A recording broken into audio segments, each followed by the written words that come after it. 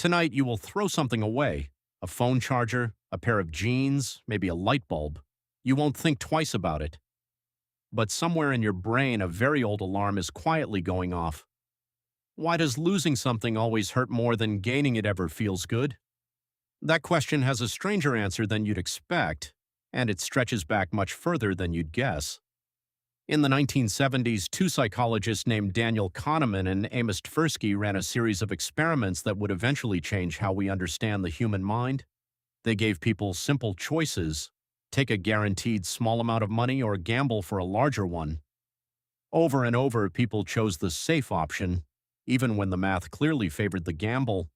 Then they flipped it: face a guaranteed small loss or gamble to avoid losing anything at all.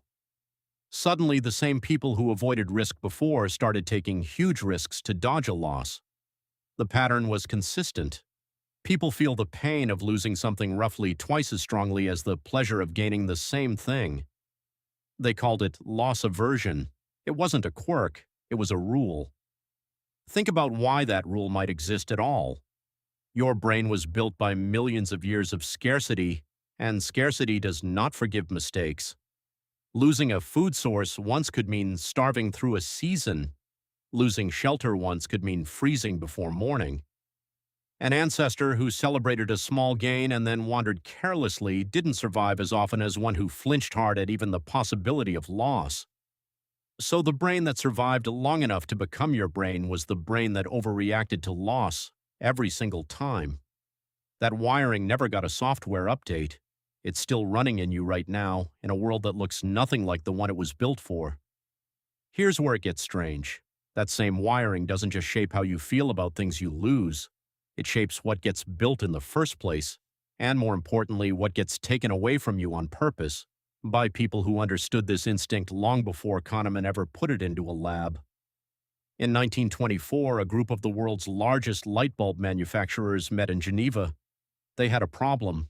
Bulbs were lasting too long.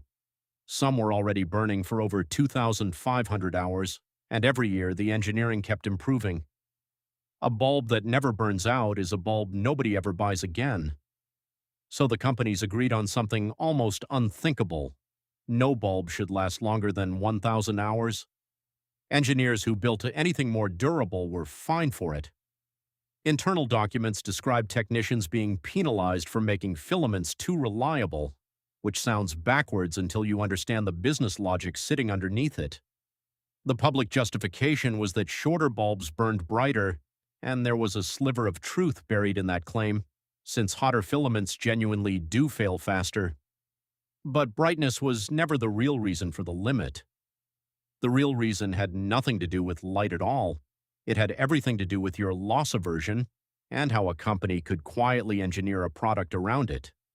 If a product never fails, you never feel the small sting of losing it, and if you never feel that sting, you never come back to replace it. The writer Vance Packard studied exactly this pattern decades later in a book that gave the phenomenon its name. He called it planned obsolescence. He wasn't describing a conspiracy theory whispered in back rooms. He was describing an entire industry-wide strategy built quietly on a simple psychological truth that most consumers never noticed. Manufacture just enough loss on a predictable schedule, and you manufacture demand forever. The genius of it wasn't the failure itself. It was making that failure feel ordinary, expected, almost invisible. But something interesting happens when this exact pattern runs in reverse. Sometimes an invention is so good, so far ahead of its moment, that it isn't obsolescence that kills it at all. It's fear, not fear that the product will fail, fear of what happens if it succeeds too completely. In 1948, an engineer named Preston Tucker unveiled a car that made every other vehicle on American roads look instantly outdated. It had a padded dashboard. Decades before, that was standard.